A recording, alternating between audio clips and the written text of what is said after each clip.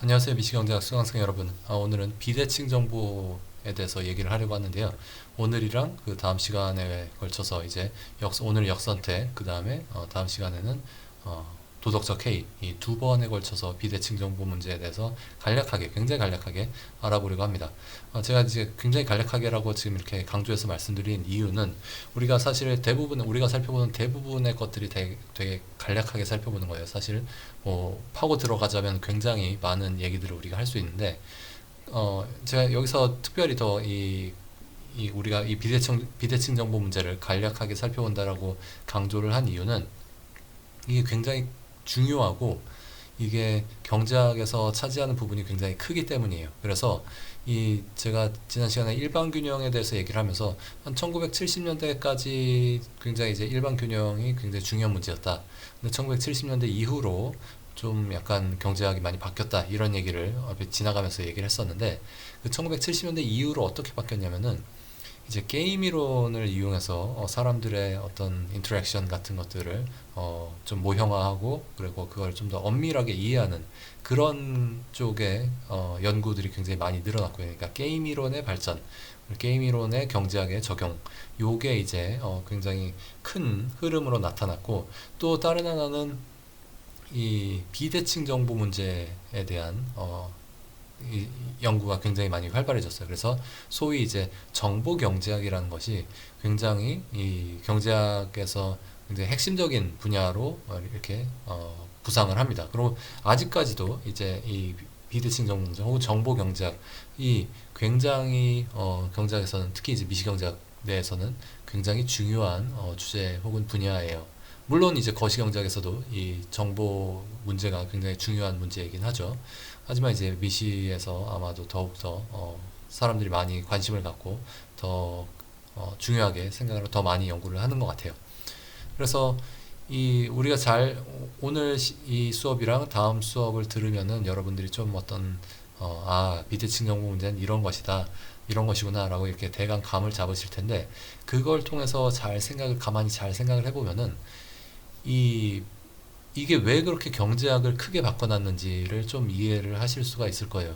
이게 우리가 일상생활에서 그냥 무의식적으로 이제 받아들이고 있는 많은 것들이 혹은 이제 그냥 기존의 경제학에서 잘 설명을 못하던 그러니까 1970년대 이전 경제학이 잘 설명을 못하던 많은 어떤 경제 현상들, 사회 현상들이 이 비대칭 정보 문제를 고려하면은 굉장히 많이 설명이 된다는 거를 사람들이 점차 깨닫게 된 거죠.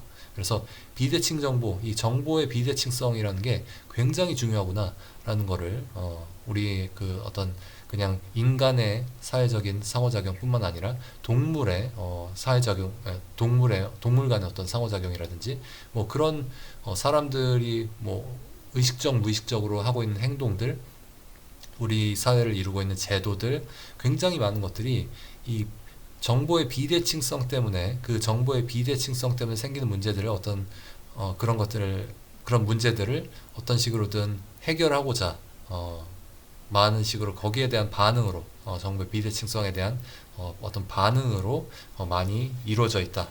그런 것들을 이제 점차 깨달으면서 이 비대칭 정보 문제가 굉장히 경제학의 굉장히 핵심적인 문제로 이제 떠오르게 된 거죠. 그래서 역선택 문제랑 도덕적 해이 두 개로 나눠가지고 오늘 우리 수업에서는 얘기하려고 하는데 오늘은 이제 역선택이 뭔지 특히 이제 가장 이 분야에서 가장 유명하게 널리 알려져 있는 레몬 마켓, 레몬이라는 거는 이제 중고차를 얘기를 하는데 이 중고차 시장의 예를 통해서 중고차 시장 모형을 통해서 이 역선택 문제가 어떤 건지 그런 걸 좀 구체적으로 알아보도록 하고 그 다음에 이제 역선택 문제 혹은 레몬 문제를 해결하기 위해서 어떤 식으로 우리가 반응을 할 수 있는지 그러니까 이 비대칭 정보 문제에 대한 어떤 우리의 반응이죠. 사회의 반응. 그래서 어떤 제도적인 어떤 개인적인 그런 노력들을 통해서 이런 것들이 어떻게 완화되고 해결될 수 있는지 그런 것들을 살펴보면서 아주 간단하게 살펴보면서 마무리를 하도록 하겠습니다. 그래서 비대칭 정보라는 거를 우선 좀 그 의미를 좀 정확하게 얘기를 하기 위해서 일단 요게 뭐가 아닌지 뭐의 일부이자 뭐가 아닌지 그걸 좀 제가 이제 정확하게 말씀을 드리고 싶어요. 이 비대칭 정보는 기본적으로 완벽 정보는 아니에요. 완벽하다는 거는 perfect한 건데 perfect한 게 아니라 imperfect한 그런 imperfect information 문제 중에 하나는 imperfect information 중에 하나인데 imperfect information 중에도 비대칭 정보가 아닌 것들이 있죠. 그러니까 대칭 정보인 것들. 그런 건 뭐냐면은 아는 것은 모두가 알고 있고 모르는 것은 모두가 모르고 있는 그런 종류의 정보가 이제 대칭 정보죠. 그래서 예를 들어서 내일의 날씨 날씨 예보만 보면은 모든 사람들이 다 거의 동일한 기대를 하게 되죠. 거의 동일한 정보를 가지고 있고 내일 맑을 것이다, 흐릴 것이다, 비가 올 것이다 이런 것들에 대해서 어떤 좀 대칭적인 내가 알고 있는 거를 상대방도 알고 있고 상대방이 알고 있는 건 내가 알고 있고 이런 식으로 좀 대칭적인 정보를 갖게 되는 거 혹은 이제 내일의 주가 내일의 주식 가격 이런 것들에 대해서는 아무도 정확하게는 예측하지 못하지만 모든 사람들이 어떤 대략적인 어떤 기대를 가지고 있죠. 그래서 이게 정확히 모든 사람들이 대칭적인 정보를 가지고 있지는 않지만 모든 사람들이 정확히 모른다는 측면에서는 이제 좀 어느 정도 대칭적인 측면이 있죠. 하지만 이제 그런 것 외에도 이제 비대칭 정보도 있어요. 비대칭 정보라는 거는 말 그대로 대칭이 아닌 거죠. 그래서 누군가는 알지만 다른 사람들은 모르는 그런 정보를 우리가 비대칭 정보라고 하는 겁니다. 그래서 예를 들어서 여러분들이 공부를 얼마나 열심히 했는지, 여러분들이 얼마나 똑똑한지, 여러분들이 어떤 색을 좋아하는지, 이런 것들 저는 하나도 몰라요. 그렇기 때문에 그런 정보들이 이제 다 비대칭 정보라고 할 수 있는 거죠. 제가 이제 잠깐 딴 얘기 하자면 이 불완벽 정보라고 imperfect information이라고 하면서 불완벽이라는 말을 썼는데 우리가 보통 불완전 정보라고 많이 번역을 하기도 해요. 근데 불완전이랑 불완벽을 좀 약간 우리가 구분을 할 필요가 있어요. 이게 그냥 굉장히 학부 수준, 굉장히 기초 수준에서는 완벽이랑 완전을 그렇게 크게 구분하지 않아도 대부분 우리가 그냥 imperfect, perfect, imperfect 요거에 대해서만 얘기를 하기 때문에 별 문제가 안 되는데 점점 더 공부를 해 나갈수록 이 perfect한 거랑 complete한 거를 구분을 해서 우리가 이해를 하게 돼요. 그래서 complete하지 않은 상황들을 고려하기 위해서는 이제 complete하고 incomplete한 그거를 이제 구분을 해야 되고 이제 우리가 헷갈리면 안 되는 거는 incomplete한 거랑 imperfect한 거를 구분을 해야 돼요. imperfect하다는 거는 우리가 예를 들어서 어떤 걸 모르고 있어요. 어떤 사실을 모르고 있어요. 내일의 주가를 제가 몰라요. 하지만 제가 내일의 주가를 모르고 있다는 사실은 알고 있죠. 그래서 제가 모르는 정보 혹은 제가 아는 정보의 리스트를 쭉 적자면은 나는 이것은 알고 있고 이것은 몰라 라고 이제 완전하게 그걸 다 적을 수 있다라고 생각을 해보죠. 그거는 불완벽하지만 완전한 정보예요. 그러니까 complete list인 거죠. complete list of information이에요. 근데 불완전 정보라는 건 incomplete information이라는 건 뭐냐면은 혹은 incompleteness라는 거는 이 리스트가 끝까지 가지 못한 거예요. 중간에 어디서 끊긴 거예요. 그래서 제가 어떤 거에 대해서 모르는데 제가 뭘 모르는지도 모르는 그런 종류의 것들이 이제 incomplete한 거예요. 그래서 imperfect한 거랑 incomplete한 게 다르다. 그런 것들 한번 그냥 여기 지금 불완벽이라는 말을 보니까 한번 생각이 나서 한번 얘기를 해보고 싶었고요.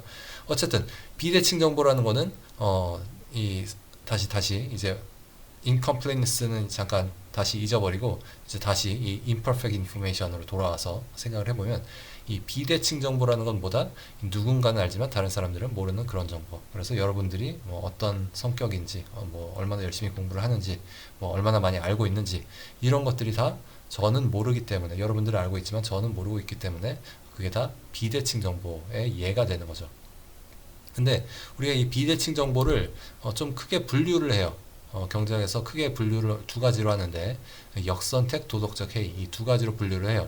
그래서 사실은 현실에서는 이런 것들이 다 막 복합적으로 등장하기도 하고 막 여러 가지 문제가 섞여 있기도 하고 그래서 현실에서의 문제는 훨씬 더 복잡할 수 있지만 우리가 경제학적으로 이것들을 좀 간략하게 분류해서 이해하기 편하게 그냥 이해를 할 때는 이렇게 두 가지로 나눠서 이해를 합니다. 두 가지 종류의 비대칭 정보, 정보의 비대칭성이 존재한다라고 하면 생각하면 되겠는데, 하나는 오늘 볼 역선택, adverse selection이에요.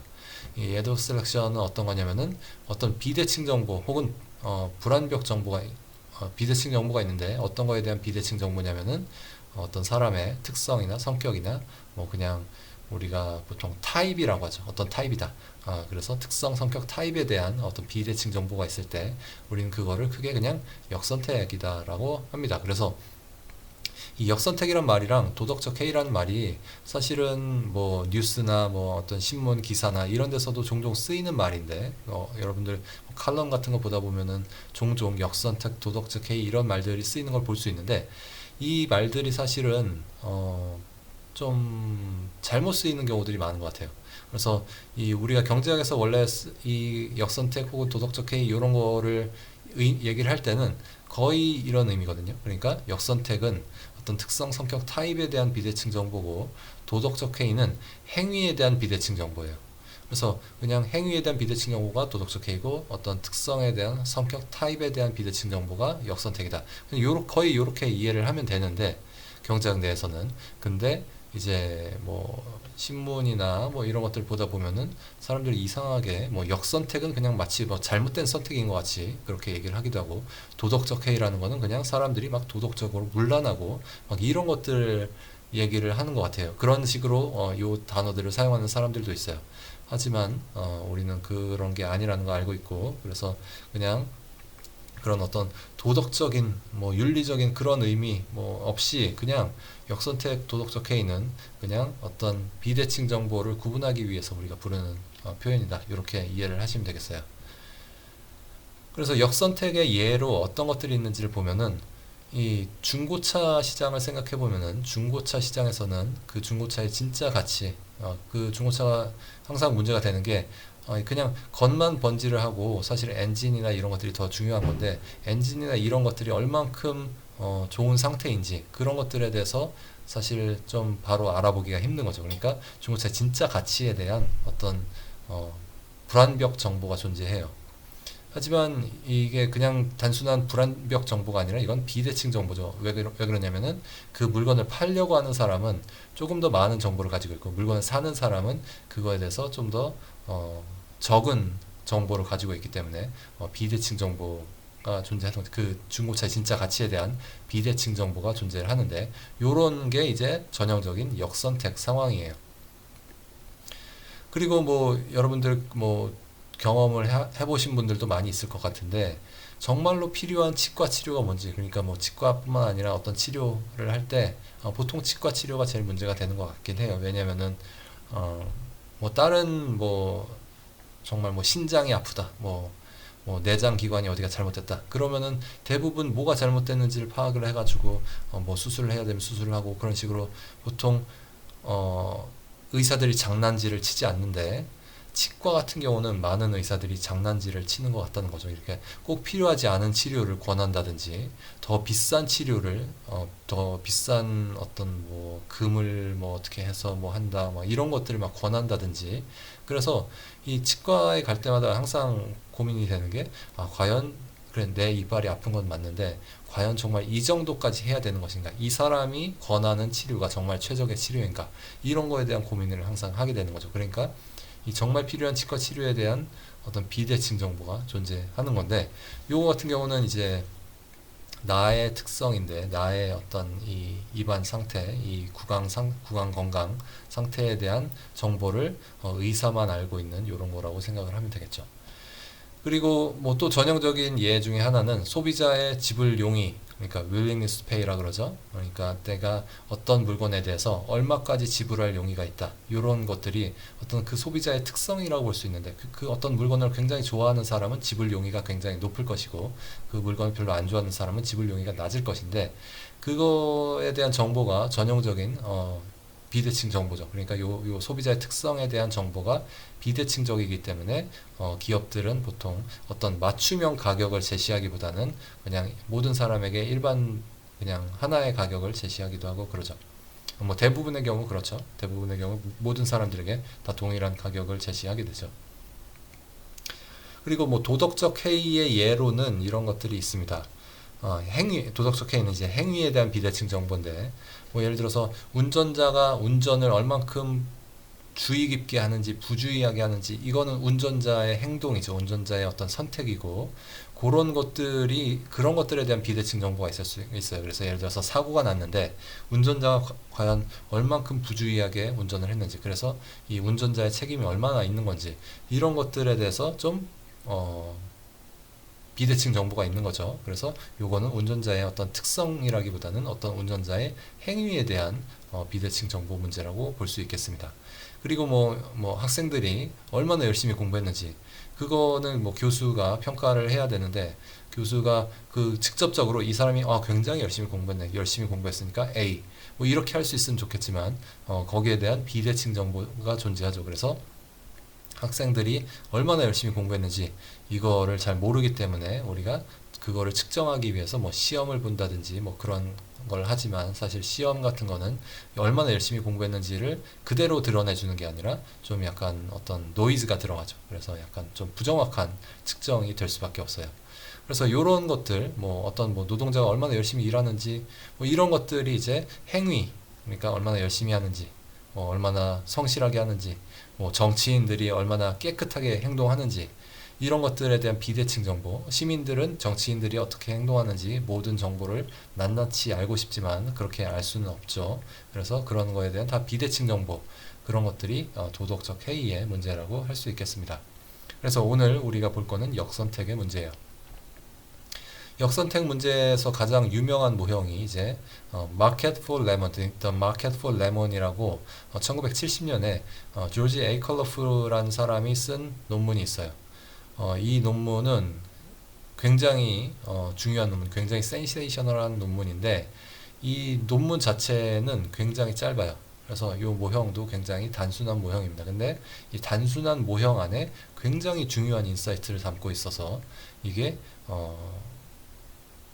말하자면 경제학을 완전히 바꿔버렸죠. 그래서 이 논문 자체로, 이 논문으로 이제 조지 에이컬러프는 노벨상도 받고 그러죠. 그래서 어떤 논문이냐면, 레몬이라는 건 아까 얘기했다시피 이 중고차를 얘기를 해요. 중고차에 대한 어떤 슬랭이죠. 레몬, 슬랭으로 레몬이라고 하는데, 중고차는 왜 레몬이라고 부르냐면, 겉보기에는 뭐 맛있어 보이고 그럴듯해 보이는데 이제 그 속은 굉장히 시고 막 그런 거죠. 그러니까 중고차도 뭐 보면은 겉보기에는 다 그럴듯해 보이는데, 여기서 시다는 건 별로 안 좋은 걸 의미하는 거죠. 그러니까 과일이 달고 맛있으면 좋은데 과일이 시다는 거는 이게 별로 좋지가 않은 거죠. 그래서 중고차도 겉보기에는 되게 막 번쩍번쩍한데 사실 제일 중요한 속, 가장 중요한 엔진 같은 것들은 이제 막 굉장히 오래되고 낡아가지고 막 뭐 100km나 갈 수 있나 모르겠는 막 그런 엔진일 수도 있는 거죠. 그래서 이제 우리가 중고차를 레몬이라고 부르기도 해요. 그래서 레몬 마켓이라는 건 중고차 시장인데, 중고차 시장에서 판매자와 구매자 사이에 어떤 비대칭 정보가 있다. 그거를 이제 가장 먼저 파악을 해가지고 그거를 가장 간단하게 그 효과, 그 영향, 경제적인 의미, 이런 거를 가장 간단하게, 가장 분명하게 보여준 연구예요. 그래서 판매자는 차의 품질을 비교적 잘 알고 있지만 구매자는 그러지 못합니다. 그래서 이런 비대칭 정보로 인해서 중고차 시장 자체가 완전히 붕괴해 버릴 수가 있어요. 중고차 시장이 붕괴한다는 건 무슨 말이냐면은 아예 거래가 이루어지지 않는 거죠. 그래서 중고차 시장이 사실은 뭐 아마도 비대칭 정보 문제가 이렇게 심하지 않았다면, 비대칭 정보 문제가 그렇게 심하지 않다면 중고차 거래가 굉장히 활발할 수 있지만, 이 비대칭 정보 문제로 인해서 중고차 시장 거래가 완전히 이루어지지 않을 수도 있고, 뭐 거래가 이루어진다고 하더라도 정보가 완전한 상황에 비해서, 정보가 완벽한 상황에 비해서는 훨씬 덜 이루어지게 된다. 약간 이런 함의가, 경제학적인 함의가 있습니다. 그래서 우리가 모형을 최대한 간단하게, 이미 그 마켓 포 레몬이라는 그 논문에 나와 있는 그 모형도 간단하지만 그걸 또 더 간단하게 만들어서 제가 한번 설명을 해볼게요. 판매자가 판매한 중고차의 품질은 V라고 제가 표시를 해볼게요. 품질이 V가 있고, 그거는 이제 그냥 어떤 확률 변수 같은 거예요.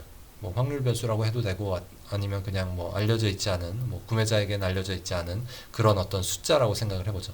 그래서 이 V라는 거는 0과 1 사이에 균등하게 분포하는 어떤 숫자예요. 뭐 0일 수도 있고 0.1일 수도 있고 0.001일 수도 있고 뭐 0.75일 수도 있고 뭐 그 0과 1 사이에 균등하게 분포하는 어떤 숫자예요. 이게 품질이고, 이 품질이 V인 중고차를 구매했을 때 구매자의 효용을 V라고 하겠습니다. 그러니까 사실 효용은 여기다 요 V에다가 사실은 그 가격을 빼야 되는데, 그냥 가격 빼는 건 좀 이따 얘기하도록 하고, 그냥 이 구매자가 요걸 이 중고차로부터 얻는 효용, 이걸 사용함으로써부터 얻는 효용은 이제 V다, 이렇게 이해를 하시면 되겠어요. 그래서 요 V라는 거는 구매자가 느끼는 효용이라고 생각을 하시면 되겠어요. 품질이랑 효용이 1대1 매치가 되는 거죠. 그래서 구매자가 느끼는 효용이 V다. 품질이 높으면은 구매자가 느끼는 효용도 높고, 품질이 낮으면은 구매자가 느끼는 효용도 낮다. 이렇게 보시면 되겠습니다. 그리고 품질이 V인 중고차를 이 판매자 본인이 이걸 팔지 않고 판매자 본인이 사용할 때 그때 판매자의 효용은 알파 곱하기 V라고 할게요. 그래서 이 알파는 2분의 1보다 크고 1보다 작은 어떤 숫자예요. 그래서 이 품질이 높으면은 판매자가 느끼는 효용도 높지만, 근데 이제 알파가 1보다 작기 때문에 구매자가 느끼는 효용보다는 더 적은 거예요. 다시 말해서 판매자는 구매자보다 중고차로부터 얻는 효용이 더 작고, 그렇기 때문에 기본적으로 어떤 교역의 이득이 존재할 수 있습니다. 그러니까 교역을 하면은, 교역의 이득이라는 건 뭐예요? 효용이 그걸 어떤 제품, 어떤 재화를 소비를 했을 때 그 효용이 조금 낮은 사람으로부터 그 효용이 더 높은 사람, 바꿔 얘기하면은 그 재화가 덜 필요한 사람으로부터 재화가 더 필요한 사람에게로 그거를 이전을 시켜서, 그러니까 어떤 뭐 교환을 하든지 뭐 아니면 뭐 매매를 하든지 해가지고 재화로부터 얻는 효용이 더 낮은 사람으로부터 재화로부터 얻는 효용이 더 높은 사람에게로 이전을 하는, 그렇게 해서 추가로 이 사회 전체에서, 그렇게 하면 이제 사회 전체에서 효용이 더 증가하게 되겠죠. 그런 효용의 증가를 우리가 교역의 이득, gains from trade라고 하는데, 그런 게 이제 존재할 수 있는 거죠. 왜냐면은 지금 구매자의 효용이, 이 중고차를 구매했을 때 품질이 V인 중고차를 구매했을 때 구매자가 더 높은 효용을 얻기 때문이죠. 알파가 1보다 작기 때문에 구매자가 더 높은 효용을 얻어요. 여기서 중요한 거 한 가지 하나 짚고 넘어가면은, 지금 구매자가 여러 명 있는데 구매자들은 다 동일해요. 그래서 구매자들이 느끼는 효용들은 다 동일하다고 가정을 할게요. 뭐 그게 꼭 현실적이어서가 아니라 그냥 간단하게 하려고. 그래서 구매자들의 효용은 다 동일하고, 이제 판매자 같은 경우는, 이제 판매자는 다 동일하지 않죠. 판매자는 타입이 존재하는데, 그 판매자의 타입은 어떤 게 판매자의 타입이냐면은, 어떤 판매자의 특성은 다름 아닌 그 판매자가 판매하고 있는 중고차의 품질이 말하자면 판매자의 타입입니다. 그래서 이 V에 대해서 어떤 불확실성 혹은 이 비대칭 정보가 존재한다라고 할 거예요. 그래서 거래가 없다면은 각자의 효용 변화는 0이다 라고 하겠고요. 그러니까 뭐 거래가 없으면 그냥 0이죠. 뭐 그냥 순효용이 0이라고 생각을 해도 되겠어요. 하지만 거래가 발생한다면 구매자의 효용 변화 혹은 구매자의 순효용은 V 빼기 P가 이제 거래 가격이라고 하면은 V 빼기 P가 될 거고요. 판매자의 효용 변화는 이제 P를 지불했으면 P를 받겠죠. 그래서 지출이랑 수입이 같겠죠. 그래서 판매자는 P만큼 돈을 받고, 그리고 자기가 스스로 사용할 수도 있었는데 이제 그거는 스스로 사용을 못하게 됐으니까 알파 타임스 V만큼은 효용이 감소를 할 거예요. 자기가 원래 그 차를 가지고 있었는데 그 차를 팔아버렸으니까 알파 타임스 V만큼은 이제 효용이 감소하는 겁니다.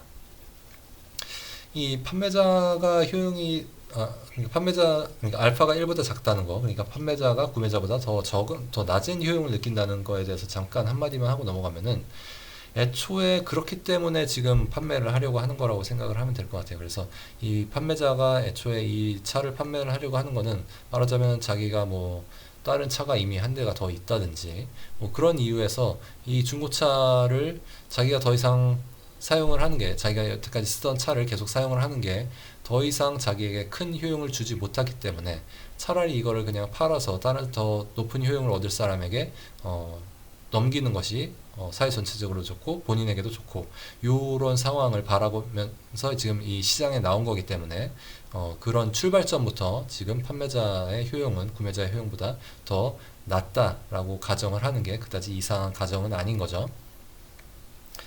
그래서 요렇게 효용에 대해서 우리가 가정을 했고요. 그리고 또한 우리가 다수의 구매자가 존재한다고 가정을 할 겁니다. 그래서 구매자가 경쟁적으로 가격을 입찰하고 그래서 이 구매자가 경쟁적으로 행동하면 어떻게 되죠? 결국 구매자는 아무런 순효용을 얻지 못할 거예요. 그러니까 다시 말해서 순효용은 0이 될 거예요. 그러니까 순기대 효용이 0이 될 거예요. 그러니까 구매자들은 경쟁적으로 뭐 약간이라도 자기가 어떤 이득을 얻을 가능성이 있다면 자기가 조금 더 가격을 높여서 불린다든지 뭐 조금 가격을 낮춘다든지 뭐 아무튼 이제 구매자들이 경쟁적으로 행동을 해서 결국은 구매자가 누릴 수 있는 어떤 구매자의 잉여, 소비자 잉여 같은 것들이 다 사라져 버린다. 우리가 그렇게 얘기를 할 겁니다. 그래서 그 결론은 뭐 어떻게 되냐? 요 가정, 지금 다수의 구매자가 존재한다는 요 가정의 결론은 뭐냐면은 가격이 결국은 그 중고차의 품질의 기대값과 같아진다는 겁니다. 다시 말해서 이 P는 expected value of V, 그러니까 V의 기대값, V의 평균, 그게 곧 P가 된다는 겁니다. 근데 이제 요 V의 기대값이 뭔지에 대해서는 사실은 요렇게 표시하면 약간 헷갈리는데 사실 얼만큼 시장에 어떤 사람들이 정말 남아서 이 물건을 팔고 있는지에 따라서 이 V의 기대값은 조금 달라질 수 있어요. 그래서 그거에 대해서는 좀 이따 얘기하도록 하고 왜 가격이 그 V의 기대값이 돼야 되는지에 대해서 생각을 해보면은 만약에 가격이 V의 기대값보다 더 높다면은 구매자의 기대 효용 변화가 음이에요. 다시 말해서 뭐 혹은 이제 구매자의 순 기대 효용이 음의 값을 갖게 돼요. 그러면은 이제 당연히 안 사는 게 낫겠죠. 그러니까 구매자는 이걸 뭐 가격이 기대값보다 더 높으면은 아무도 그런 걸 사려고 하지 않을 거예요. 그렇기 때문에 공급이 수요를 초과하기 때문에 가격이 하락하게 되겠죠. 하지만 이 만약에 가격이 그 기대값보다 완전히 낮다. 가격이 기대값보다 낮다면 어떤 사람이 이제 딱 등장을 해가지고 나는 조금 더 가격을 더 높게 줄 테니까 그 차 나한테 파세요. 그런 식으로 이제 만약에 가격이 품질의 기대값보다 V의 기대값보다 더 낮다면은 더 높은 가격에 차를 사겠다는 구매자가 등장을 해가지고 가격을 더 높이고 그렇게 해서 가격이 점점 증가하다 보면은 결국은 가격은 그 중고차의 품질의 기대값이 될 수밖에 없다라는 게 이제 어떤 일종의 이제 균형 분석이죠. 그래서 이게 균형 조건으로서 이제 가격이 V의 기대값이다. 요런 게 하나가 등장을 합니다. 요게 하나의 어떤 조건이 균형 기대 조건이고 요 사실을 이용해 가지고 우리가 어떤 차들이 시장에서 거래가 되는지를 한번 생각을 해볼 거예요. 그래서 균형의 특징에 대해서 다시 한번 말씀을 드리면 균형에서는 아무도 자신의 전략을 바꾸려고 하지 않고 우리가 좀 전에 봤던 그 가격도 사실은 어떤 균형 조건 중에 하나긴 해요. 그래서 사람들이 어떤 합리적인 믿음을 가지고 이 차의 가격에 대해서 어떤 합리적인 믿음을 가지고 rational expectation이라고 하죠. 합리적인 믿음을 가지고 뭐 그게 좀 너무 싸다라고 하면은 내가 조금 더 가격을 높일 테니까 나한테 파세요. 이렇게 하고 너무 가격이 비싸다 그러면 아무도 안 사. 약간 이렇게 돼서 점차 이제 가격을 조정해서 이제 이 기대값과 가격이 일치하는 그런 상태가 된다는 거죠.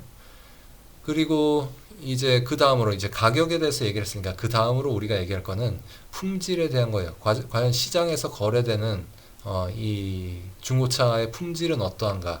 그거에 대해서 이제 우리가 살펴보려고 하는데 이게 말하자면은 이 사람들이 가격에 대해서 어떤 이 구매자들이 가격에 대해서 어떤 의사결정을 하죠. 이거 가격을 높인다든지 그 가격에 사겠다든지 뭐 이런 식의 구매자들이 의사결정을 하고 판매자들은 어떤 의사결정을 하냐면 판매자들은 항상 시장에 꼭 남아 있어야 되는 건 아니에요. 그냥 난 안 팔아 이렇게 해버릴 수 있어요. 안 팔아 하고서 그냥 시장을 떠나버릴 수가 있어요.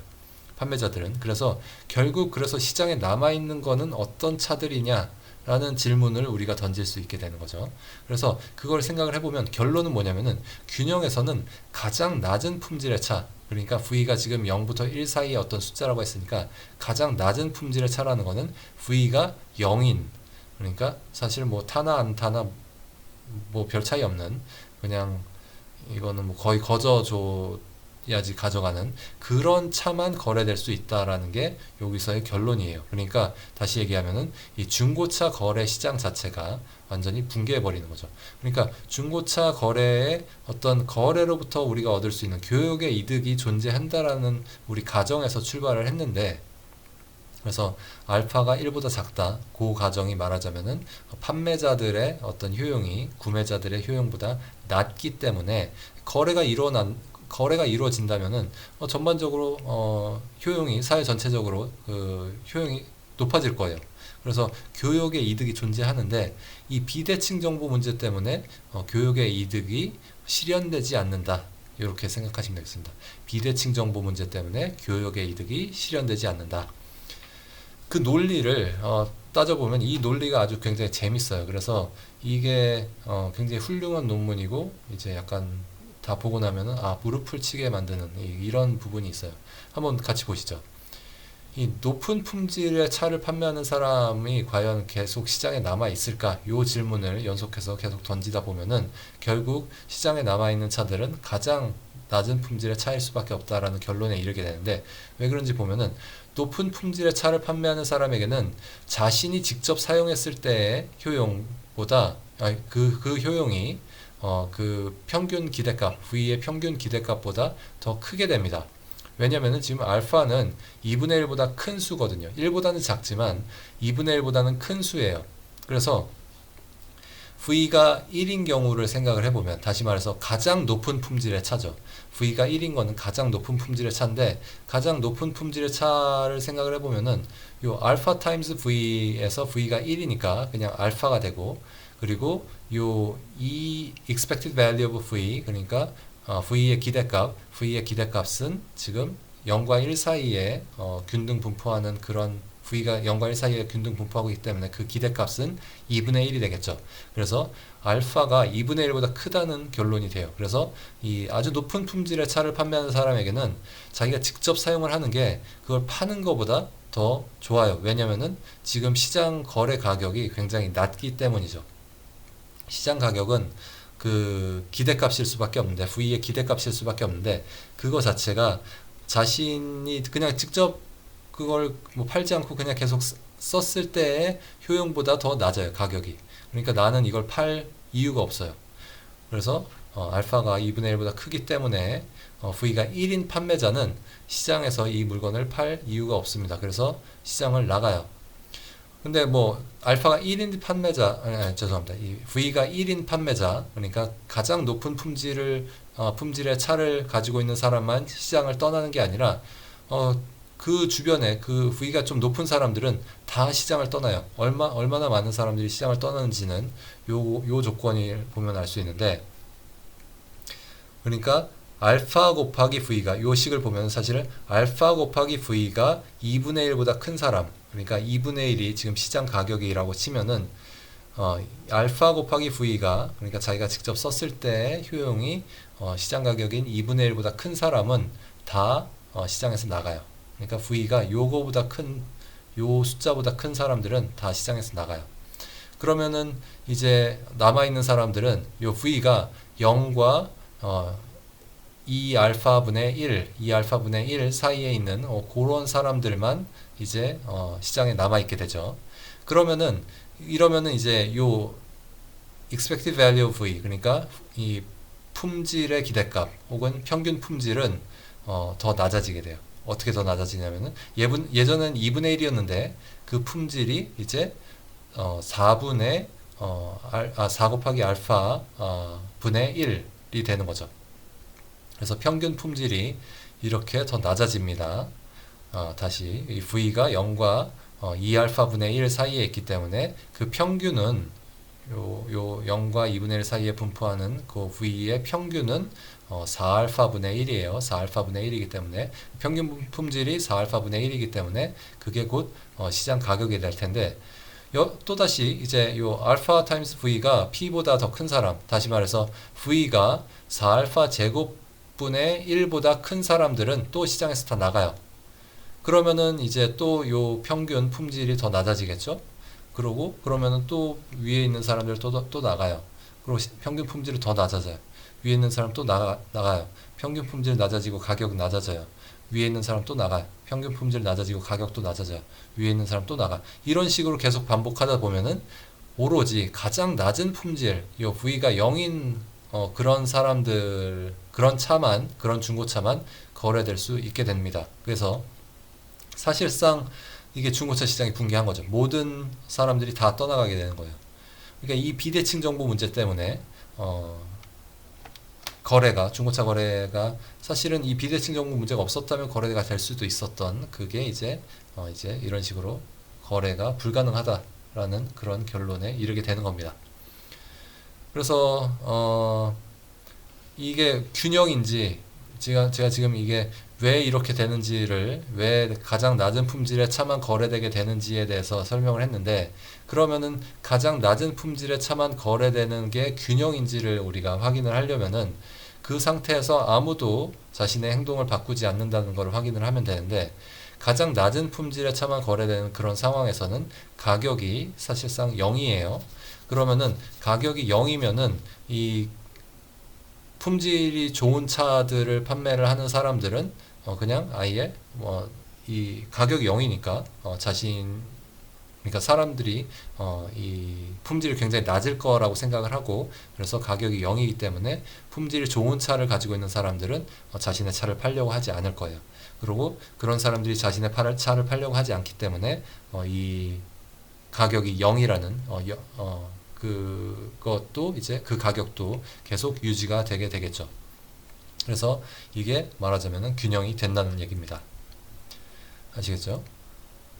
그래서 요 의미를 조금 더 정확하게 알려면은 제가 계속 비대칭 정보의 효과가 이렇다 저렇다 얘기를 했는데, 사실은 비대칭 정보의 효과를 정확하게 우리가 파악을 하려면은 대칭 정보일 때 어떤지, 혹은 정보가 완벽할 때 어떤지, 이거를 생각을 해본 다음에 그거랑 비교를 해야지만 우리가 비대칭 정보의 효과가 뭔지에 대해서 정확히 알 수가 있어요. 그래서 대칭 정보의 경우를 우리가 고려를 해보면, 이제 완전 정보라고 왜 또 썼네? 완벽 정보, 불완전 정보가 아니라 불완벽 정보의 경우, 먼저 불완벽 정보, 이 imperfect information의 경우, 그러니까 대칭이지만 완벽하지 않은, 다시 말해서 이제 판매자도 자신의 차의 품질을 정확히 모르는, 근데 이제 판매자와 구매자가 정확히 동일한 정보를 가지고 있어서 그냥 이 V에 대해서는 어떤 기대감만 가지고 있는 그런 경우를 생각을 해보죠. 그러면은 구매자든 판매자든 그냥 요 V에 대해서는 어떤 기대감만 가지고 있어요. 그래서 요 expected value of E가 말하자면은 2분의 1이겠죠. 이게 2분의 1이고, 그래서 2분의 1 빼기 P고, 그리고 판매자 효용 변화는 P 빼기 알파 곱하기 2분의 1. 이 expected value of V가 이제 2분의 1일 테니까. 그래서 이게 지금 보면은 P가 이 2분의 1과 알파 곱하기 2분의 1 사이에 어떤 값이 되기만 한다면, 그냥 2분의 1도 괜찮겠죠? 그 값만 갖게 된다면은 이제 거래가 이루어질 수 있다. 모든 차가 다 거래가 된다. 요거를 우리가 금방 이해할 수가 있습니다. 그러니까 이 정보가 완벽하지 않더라도 정보가 대칭적이기만 하다면은 거래가 이루어질 수 있는 거예요. 또한 이제 정보가 완벽하다면은 두말할 나위 없죠. 판매자와 구매자가 모두 다 차의 품질을 알고 있기 때문에 이 차의 품질에 따라서 서로 다른 가격이 매겨지게 되겠죠. 그래서 제가 여기 이 프라이스 P에다가 subscript V를 붙였는데, 요 V를 붙인 이유는 이 V에 따라서 요 가격이 다 달라질 거라는 거죠. 그래서 요 서로 다른 가격들이 형성이 되면서 모든 차들이 다 마찬가지로 다 판매가 될 수 있습니다. 이 gains from trade가 교역의 이득이 존재할 수 있기 때문에 정보가 완전한 경우에는 그 다 거래를 통해서 그런 gains from trade가 다 실현이 됩니다. 그래서 이 대칭 정보의 경우랑 우리가 좀 전에 살펴봤던 비대칭 정보의 경우, 그 레몬마켓의 경우를 이제 비교를 해보면은 결론은 뭐냐면은 이 비대칭 정보로 인해서 이 결국은 이 중고차 시장이 붕괴를 한 거예요. 그래서 판매자와 구매자 사이에 어떤 이해관계 상충이 존재한다는 거. 그게 첫 번째 관찰 포인트예요. 그래서 이게 만약에 판매자와 구매자 사이에 어떤 이해관계 상충이 없어요. 그래서 만약에 판매자와 구매자가 정확히 동일한 걸 원한다면은 비대칭 정보에 문제가 있어도 그냥 그 정보 교환이 일어날 수 있는데 이 판매자 구매자 사이에 이해관계 상충이 존재한다면 다시 말해서 판매자는 조금이라도 높은 가격을 받고 싶고 구매자는 조금이라도 낮은 가격을 내고 싶을 때 그럴 때 그렇기 때문에 이제 이해관계 상충이 존재하는 거죠. 그렇기 때문에 이 그냥 비대칭 정보가 존재할 때 그거를 그냥 솔직하게 터놓고 얘기를 할 수가 없는 거고 그렇기 때문에 이 비대칭 정보로 인해서 정보가 부족한 측 여기서는 이제 구매자죠. 이 상대방을 신뢰할 수가 없게 되는 거. 그러니까 구매자가 이제 판매자를 신뢰할 수가 없고 그 신뢰할 수가 없기 때문에 이 시장 자체가 성립을 할 수 없다. 이런 결론이 되는 거죠.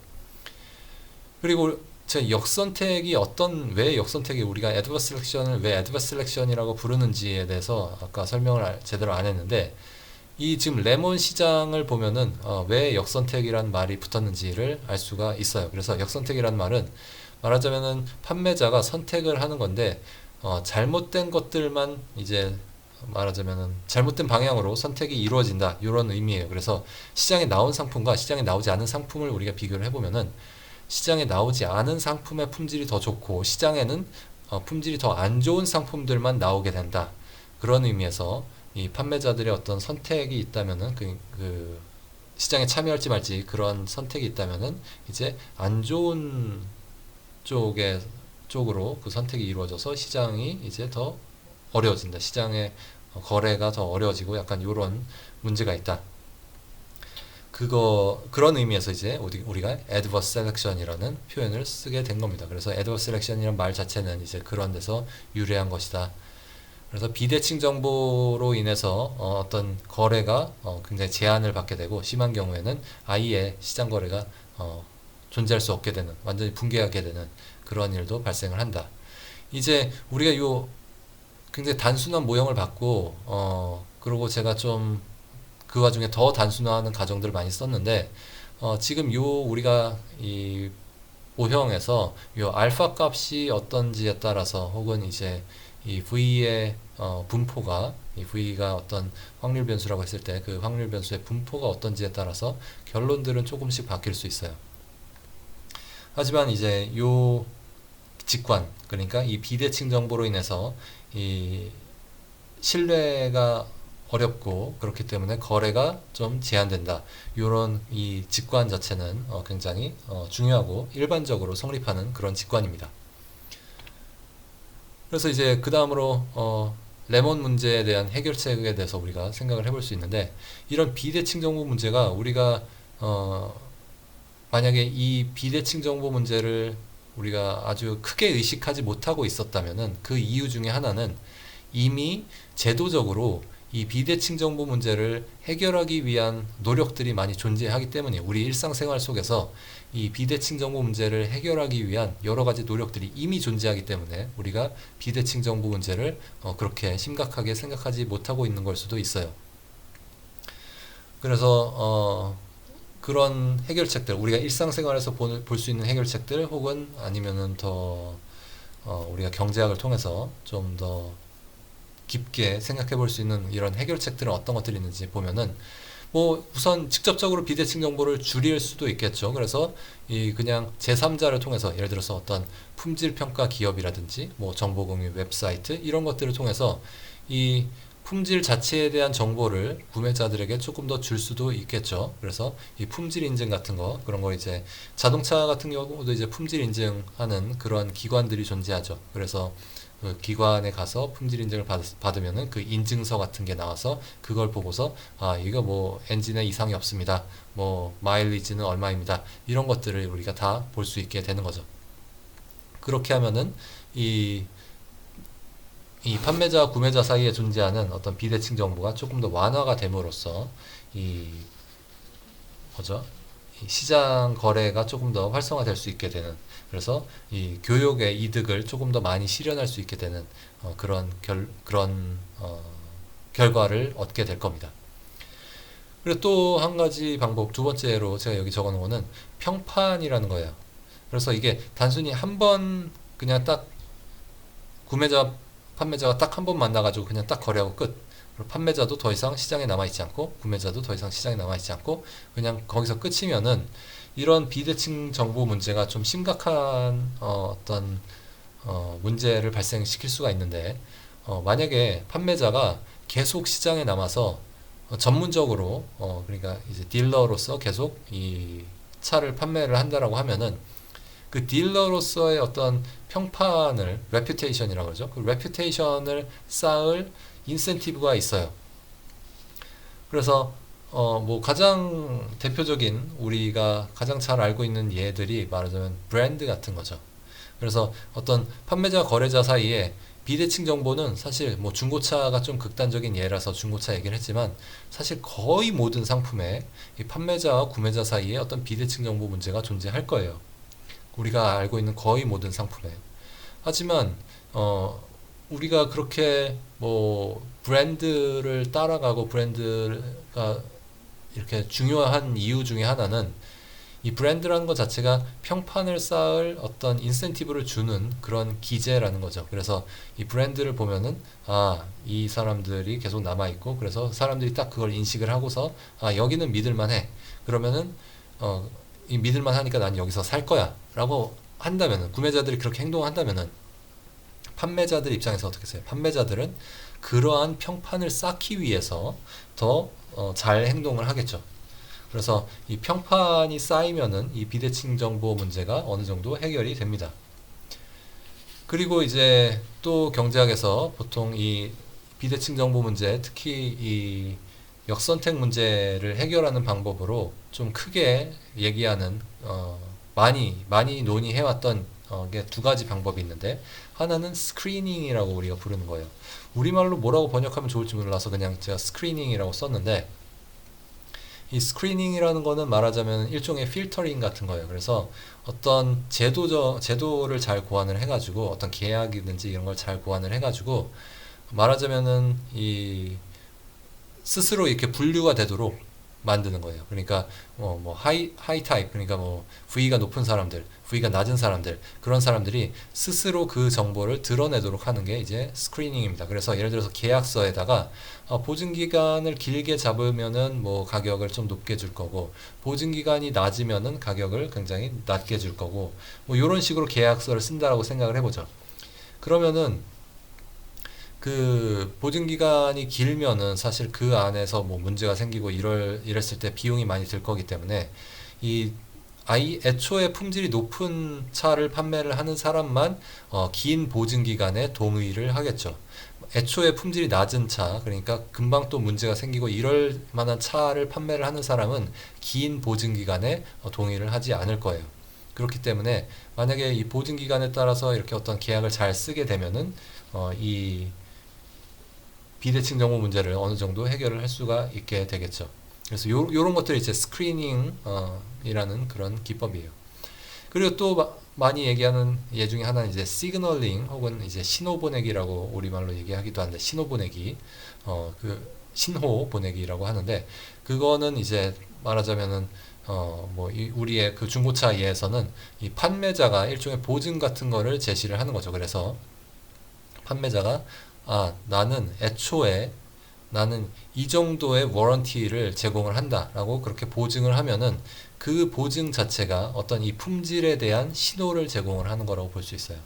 그래서 그게 보증을 실제로 활용하진 않더라도 그 보증 기간 동안, 적어도 그 보증 기간 동안은 별 문제가 없을 거라는 거를 우리가 예상을 할 수가 있게 되겠죠. 그렇기 때문에 그거 자체가 어떤 높은 품질에 대한 어떤 신호라고 우리가 생각할 수 있을 겁니다.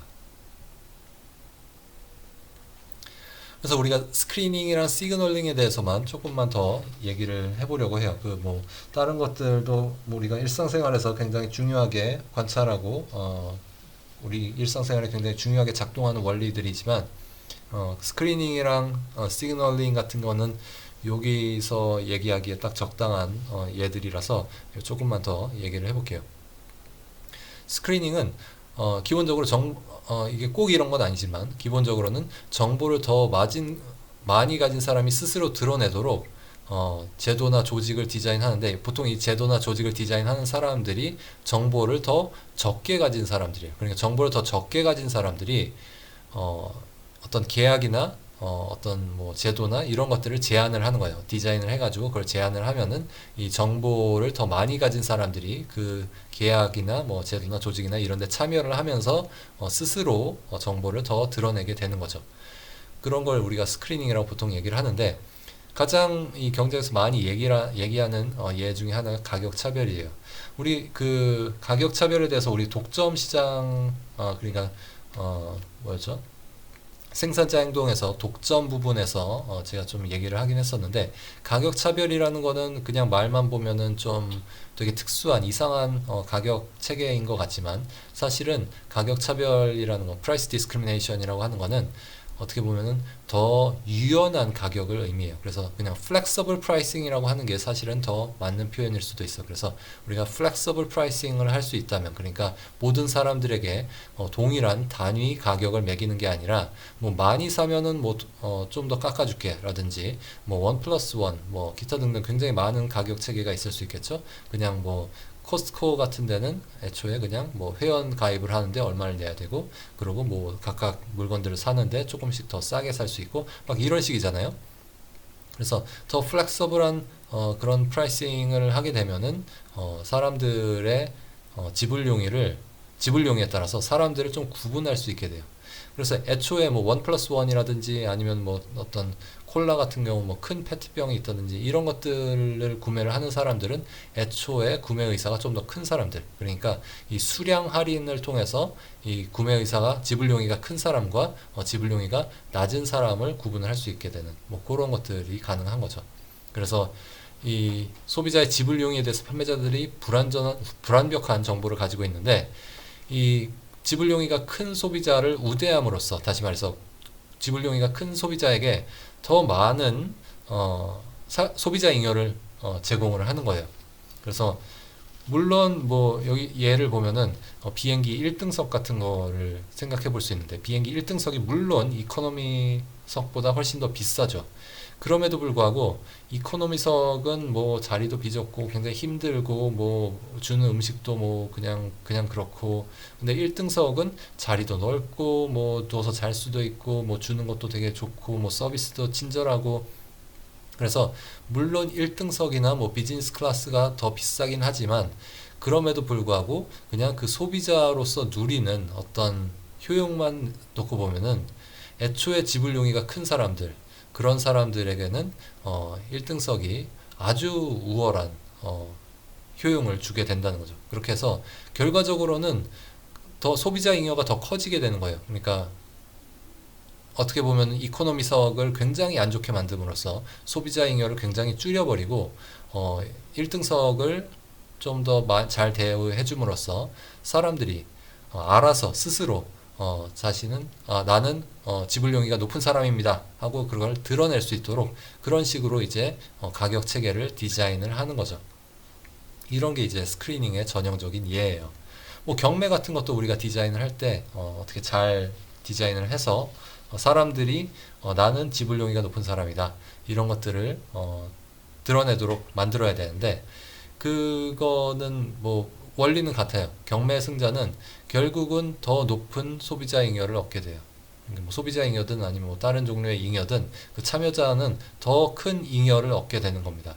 그래서 자기의 최대 지불 용의보다 더 싼 가격에 구매를 하게 돼요. 예를 들어서 그냥 가격이 쭉 올라가는 오름 가격 경매라고 우리말로 하나요? 잉글리시 옥션이라고 하는데, 가격이 쭉 올라가는 그런 경매를 생각을 해보면은 사람들이 막 계속 여러 명이서 나는 그 가격에 살 용의가 있습니다 라고 계속 자신의 의사표시를 하다가 최후에 이제 두 명이 남았다고 쳐보죠. 두 명이 남았는데 그 중에 한 사람이 이제 딱 나는 그 가격에는 물건을 살 용의가 없습니다라고 딱 그 자신의 구매 의사를 딱 접는 순간 그 순간 그 가격에 이 물건이 팔리게 되죠. 그 얘기는 뭐냐면은 아직까지도 나는 그 가격에 물건을 구매할 의사가 있습니다라고 얘기하고 있는 그 사람은 지금 결정된 그 가격보다 더 높은 지불 용의를 가지고 있는 사람이에요. 그래서 결국 경매 승자는 자신의 최대 지불 용의보다 더 싼 가격에 그 어떤 상품을 구매를 하게 되는 겁니다. 그래서 이런 식으로 이 사람들이 스스로 자신의 정보를 드러내도록 하는 것들이 이제 스크리닝이다라고 하는 거를 말씀드리고, 그 다음에 이제 시그널링. 시그널링은 이제 정보를 더 많이 가진 사람이, 그러니까 예를 들어서 아까 같은 경우는 이제 판매자 같은 그런 경우에, 그러니까 이 중고차 시장에서 중고차의 판매자 같은 그런 사람들이 이제 자신의 특성을 증명하기 위해서 비용이 드는 어떤 행동을 하는데, 중요한 거는 이게 비용이 들어야 된다는 거. 그냥 말로만 하는 건 소용이 없어요. 비용이 드는 행동이어야 된다는 거고, 또한 그 비용이 드는 행동이 아무나 쉽게 흉내낼 수 없는 것을 해야 돼요. 그래서 아무나 쉽게 흉내낼 수 있는 거는 사실 이 시그널링으로서의 가치가 없어요. 그러니까 신호로서의 가치가 없어요. 예를 들어서 이제 동물들이 이게 그냥 단순히 우리가 지금 얘기하는 뭐 비대칭 정보 이런 것들이 그냥 단순히 어떤 인간 사회의 어떤 굉장히 특수한 어떤 문제가 아니라 굉장히 일반적인 문제라는 걸 보여주는 예 중에 하나가 동물들의 과시적인 행동이죠. 동물들이 과시적인 행동을 하는 이유가 뭘까? 그게 과연 정말 진화적으로 좀 이득이 있는 걸까? 이런 것들을 우리가 생물학자들이 많이 고민을 했었는데, 그런 과시적 행동의 유인이 바로 이 시그널링 이론을 통해서 잘 설명이 된다는 겁니다. 그래서 자신의 육체적 강함을 드러냄으로써 어떤 포식동물에게는 나 잡으려고 노력하지 마. 그냥 나 이렇게 뛰어나서 이렇게 도망 잘 치는 애야. 라고 하고, 또 그냥 짝짓기를 할 때는 나는 육체적으로 이렇게 건강하기 때문에 아주 훌륭한 후손을 낳을 수 있어. 이런 식으로 그런 신호를 전달을 하게 된다는 거죠.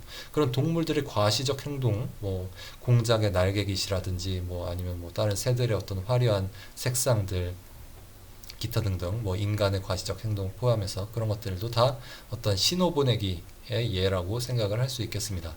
그리고 그 인간 얘기했으니까 하나 더 얘기하면, 이제 연애할 때 이제 종종 많은 경우에 이제 지나친 소비를 하는 거죠. 평소에 자기가 소비하는 것보다 훨씬 더 많이 소비를 하게 되는데, 그걸 의식적으로든 무의식적으로든 좀 더 많이 소비를 하게 되는 경향이 있어요. 그 이유 중에 하나는 자신이 이렇게 진지하다. 나는 너에게 이렇게 많은 자원을 사용할 용의가 있다. 다시 말해서 나는 너를 이만큼 좋아한다. 그걸 증명하기 위한 것일 수도 있고, 또한 이제 나는 이렇게 자원이 풍부하고, 나는 이렇게 돈이 많고, 그리고 또한 더 그 자원을 이렇게 막 써버릴 수 있다는 거는 미래에는 돈을 더 많이 벌 수 있다.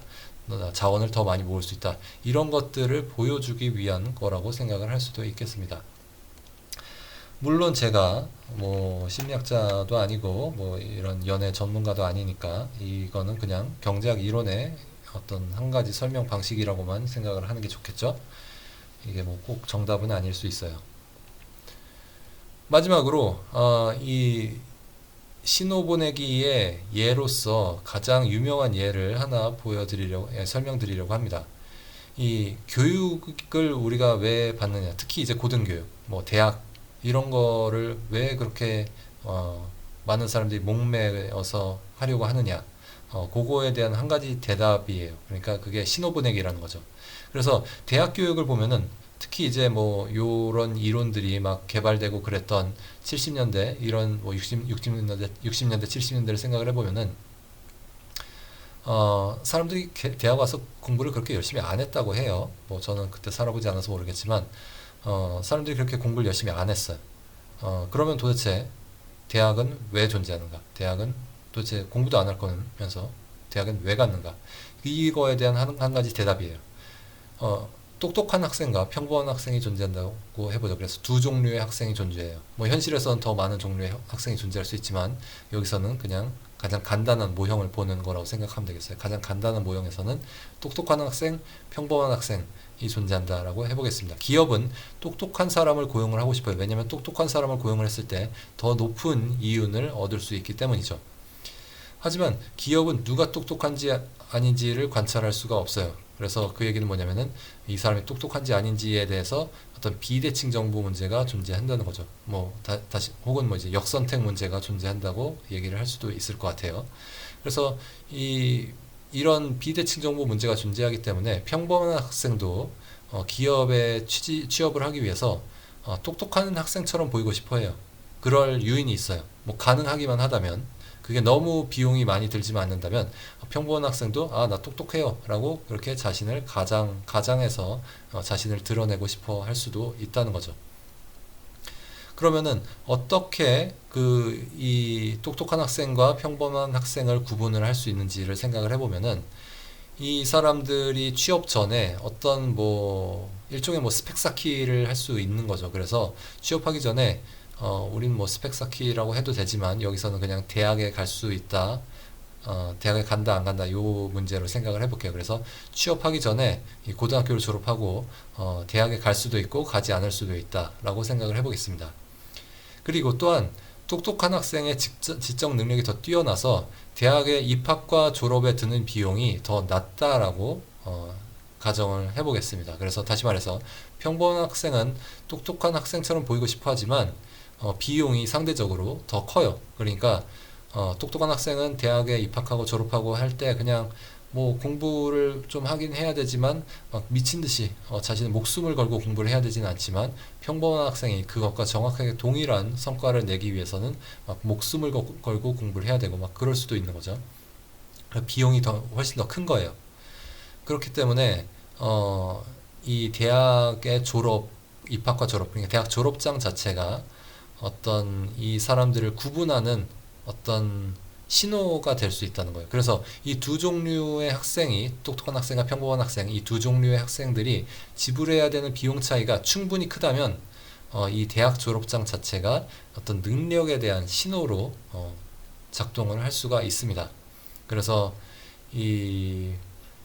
만약에 이 비용 차이가 별로 크지 않다면은 대학 졸업장 자체가 별 의미가 없겠지만, 이 비용 차이가 굉장히 크다면 이 대학 졸업장 자체가 어떤 능력에 대한 신호로 작동을 할 수가 있겠습니다. 그래서 이 균형에서는, 이 모형을 풀어보면은 균형에서는 이 똑똑한 학생은 대학에 가고 평범한 학생은 대학에 가지 않고, 이런 식으로 이 사람들의 행동이 달라짐으로써 그 행동을 보고서, 물론 이제 이 능력에 대해서는 기업이 정확하게 관찰할 수 없지만 그 능력을 반영하는 어떤 행동을 봄으로써 그 행동은 관찰할 수 있다라고 했을 때, 그 능력을 반영하는 행동을 봄으로써 기업이 어떤 이